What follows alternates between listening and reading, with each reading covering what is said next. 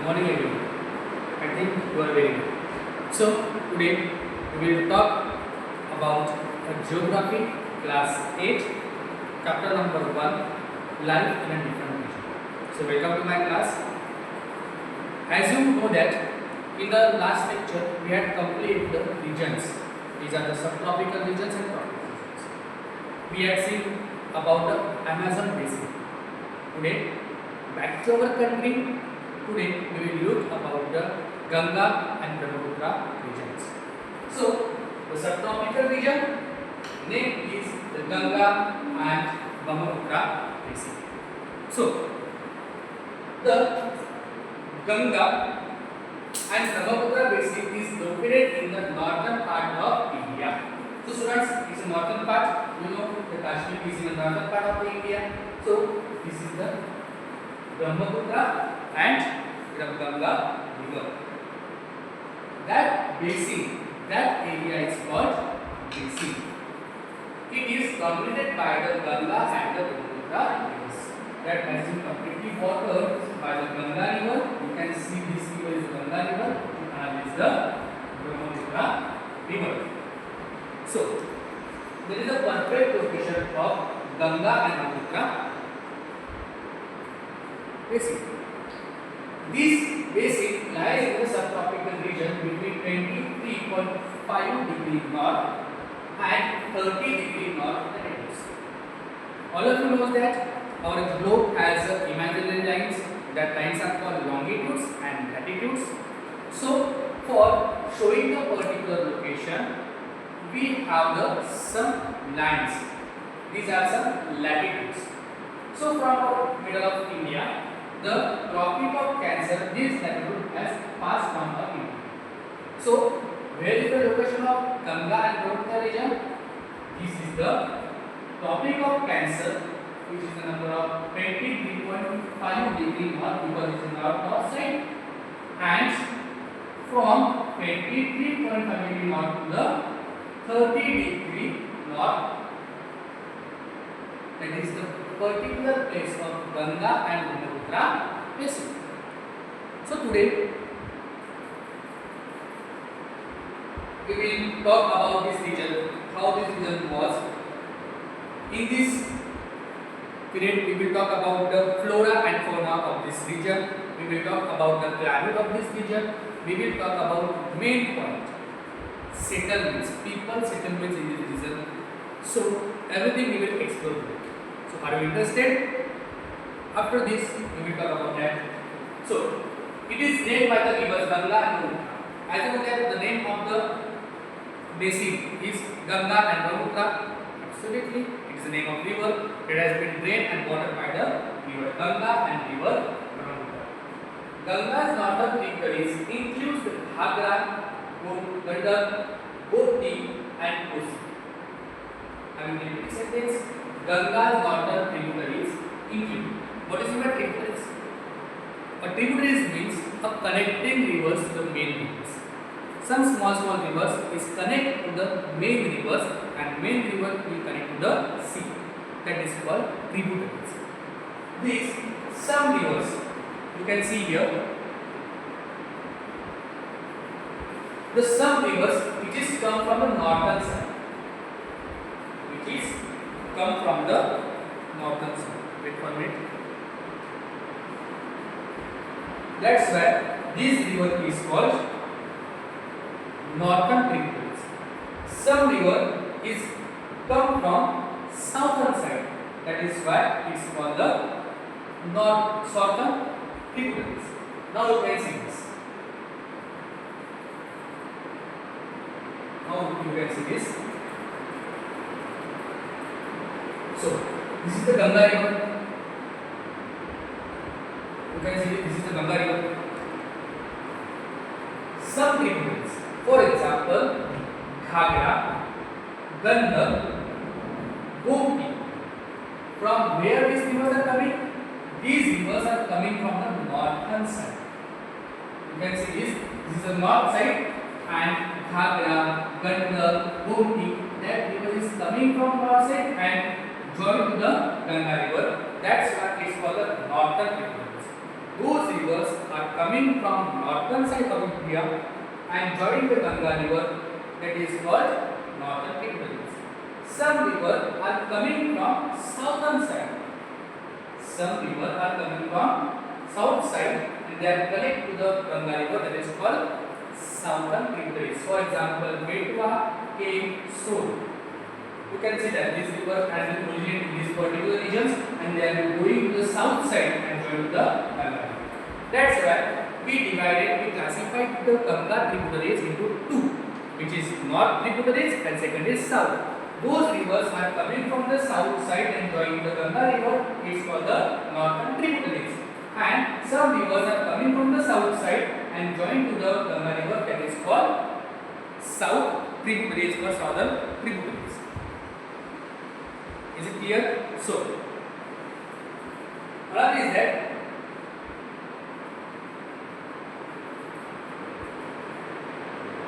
Ganga's northern tributaries include Ganga, Gomti and Kosi, while its southern tributaries includes the Yamuna, Betwa, Kem and Son. The source of the Brahmaputra rivers is the Kailash range in the Himalayan mountains. You know that every river is originated from mountains. So as the Brahmaputra is also originated from the Kailash. You can see Kailash, and in our India also Kailash Parvat. Then we can see from there the Brahmaputra river has been originated. That is the originated point of the Brahmaputra river. So as you hear that today we will explore the climate of this region. So this is region experience hot summer and cold winters. As well as we are living in India, this is a part of our India. So we aware and we familiar about the particular climates. So which type of climate is this? Like us, it is hot in summer. This region experience hot in summer and cool in winter. As we experiences in our region. In our region, we experience hot in the summer season, and in winters we experience cold. Okay, that is the climate of the river Ganga and Brahmaputra Basin. Next is that this I completed two seasons, summer and winter. We are experiencing three seasons. The remaining one is it enjoys a wet monsoon climate over 200 centimeters of rain each year. These regions receive maximum rain. Near about 200 centimeter rains fall each year in these regions. Means this area have a lots of rain. Means there is in monsoon there is no problem of rain. You can see this.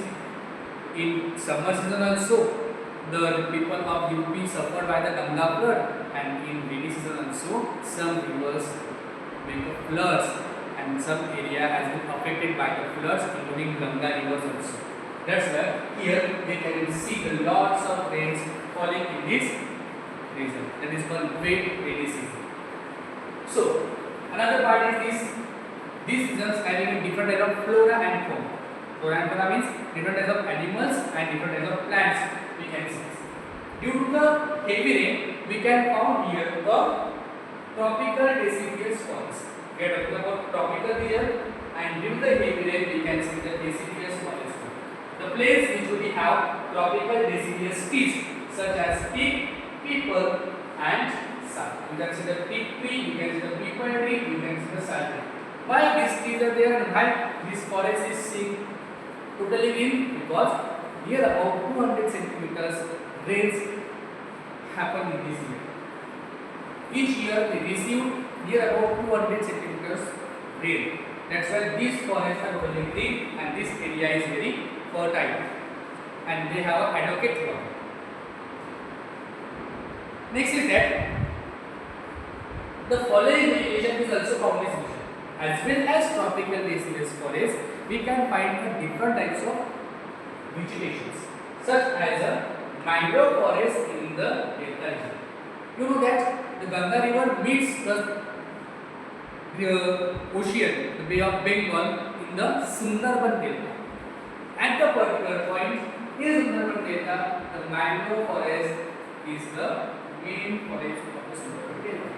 Because of lots of water is present there, we found the mangrove forest, such as some area having bamboo groves in the Brahmaputra plains, and coniferous trees such as a pine in the Himalayan area. You know that in the Himalayan area there is a snow falling.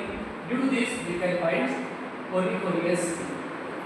In some Brahmaputra plains, we found the bamboo trees, and in the region of Delta, for example, I told you about the Ganga Delta.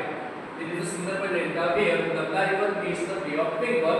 There, the mangrove forest has been made due to the Delta region. First, we have covered the trees. Next, we will see about the fauna. Means which types of animals found in this region. So, some of the main animals found in these regions are as follows: elephants, rhinoceros, monkeys, and royal Bengal tiger. So, elephants are found in these particular regions. The rhinos are found in this particular region. Same as monkeys also found in this region. And royal Bengal tiger. From this name, you realize the name. This is a Bengal. Its name, the river passed from the Ganga. That's why in these particular regions, royal Bengal tiger is also present. Is it royal Bengal tiger? Because this river also passed from the Bengal. Next, another type of fishes found in this Ganga river, because Ganga is the very biggest river and longest river in India. That's why lots of fish, lots of aquatic animals found in the river Ganga. Today, we will see that the rivers and the ponds are full of fish such as the rohu, katra, and bisla. This is the name of fish. You can see this. This is the fish rohu. This is the katra, and this is the insect. This type of fishes found in this region or in this Brahma and Ganga's rivers water. So, last is settlement. It's our why we are learning. Am I right? Why we are learning? I am asking some questions to you. If you learn about the history, you can see the Harappa civilization. You had seen? Yes. You had seen Vedic civilization and all the civilization you had seen. Is there any common point is there? Think. Is there any common point? If you had seen about the Harappa civilization, if you had seen the Indus civilization, if you had seen the Vedic civilization, or whatever villages and cities which has been settled before 2000 years ago, can you find any similar point in it? There is a one common point and similar point. Every city and villages and every Harappa civilization and Vedic civilization has been settled near the river. Am I right? You can see your village also. You can see Indus village also. You can see the Harappa civilization. You can see the Vedic civilization. Every civilization has settled near the river. Why? Because we cannot live without the water for a day also. We can live without the food for 10 days, 9 days, 11 days. But we cannot live without the water. That's why every man wants the water and they settle near the water bodies. So that is the one example also. If the question is coming in your exam, why the plains fertile and why the plains having dense population? Suppose someone asks the question, the Ganga river passes from the Uttar Pradesh, Bihar and Bengal. Why this area has a densely populated area? You should know the answer. Because of water. Lots of waters available in this particular region. That's why men selected this place for the settlements. This basin is highly fertile for growing crops and hence densely populated. Why the place is highly densely populated? Because it is highly fertile. Why these places are highly fertile? because lots of water is available there. Due to the heavy floods, their land is clean and lots of soil is coming there. So, due to the highly fertile crops and growing crops, this area is densely populated. After that, many important cities of today, such as Prayagraj, Kanpur, Varanasi, Patna, and Kolkata, lie along the bank of the Ganga river. I also told you now. Those cities has been settled before thousands of years ago. For example, Varanasi, which is settled in the Vedic era. Patna, we can see the name of the Patna in the Buddha Gaya in Bodha's era. Kolkata, Kanpur, Prayagraj. That all these cities has been settled near to the Ganga river. Why? Because lots of water is available there. So, if the people is living there, the most important point will come economy. What the people doing for their earning money, for the purpose of earning money? We are learning with Ganga and Brahmaputra river. Ganga, which is the longest and largest river in India, and Brahmaputra also a longest and largest river. So, people are involved in textiles, fishing, and tourism industry. First, we will talk about the fishing. As we learned before sometimes, the Ganga having lots of water, and due to the Ganga having lots of aquatic animals such as fish and different types of aquatic animals present in the Ganga river. That's why lots of people may depend on the fishing. Also around that, lots of old villages like Varanasi, Patna, then Agra, Uttar Pradesh, that cities has been settled near the Ganga river, and it is a part of tourism. Everyone wants to go to the Kashi. Am I right? It is about tourist place. So, main occupation is fishing and tourism industries, and as well as due to the fertile land, due to the growing crops, there is a textile. There is a textile business also. The peoples who were living in the Ganga and Brahmaputra river, they are doing textile business, they are doing fishing business, and they are doing tourism business. So, that is the economy of the peoples who are living in the Ganga and Brahmaputra rivers. So, it means that it is the developed area because land is fertile, industries are there, and fishing activities also there. So, people who is living in these particular regions were fulfilled with their money. It means that it's a developed region, and you know that where the development is there, pollution is there. So, these plains are densely populated. We also got that due to the development, we see the following contents.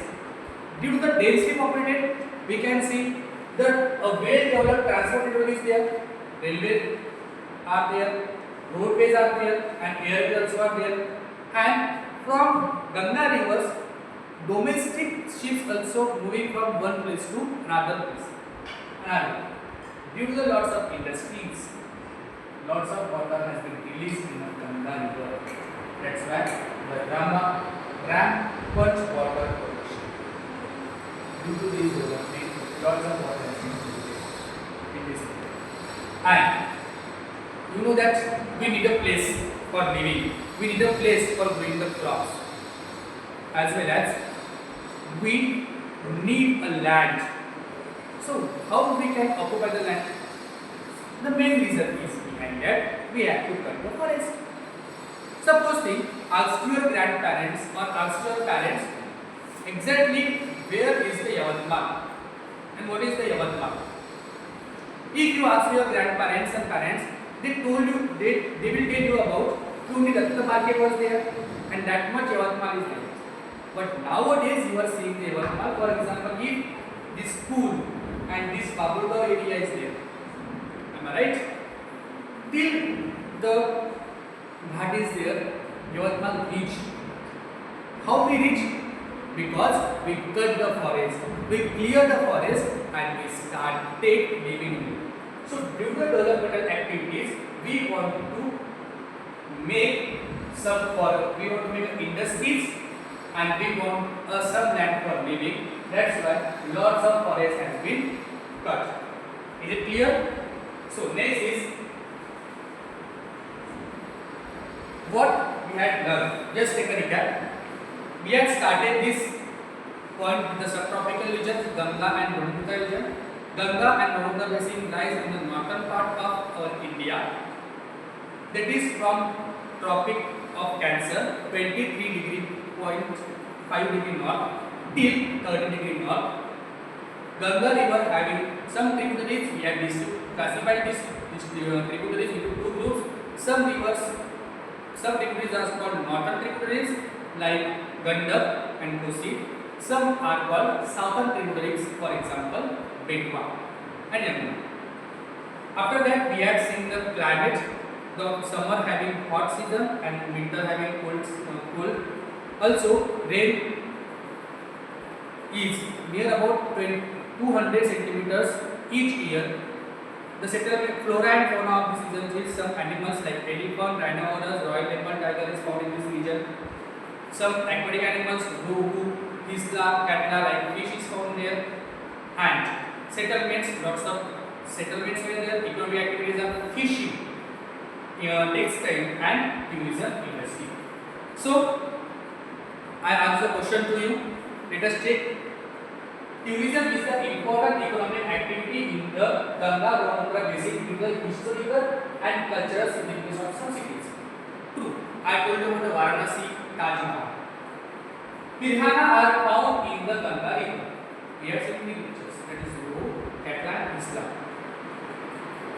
We give this name Pirhanas. That is why it's called. The plains along the Ganga river have coniferous trees such as pine and deodar. We have done about the forest, tropical deciduous forest and plants such as a teak, sal or people. That's why it is false. The Ganga and Brahmaputra Basin is sparsely populated. Sparsely means there is a lack of population, but we are densely populated. That is a densely populated. That's why the sentence is false. The Ganga Brahmaputra Basin receives less than 100 of centimeter rainfall annually. Is it correct sentence? No. The Ganga and Brahmaputra region receives near about 200 centimeters rainfall every year or annually. Is it clear? So we can conclude this lecture by seeing this question. Thank you. We will meet in the next lecture.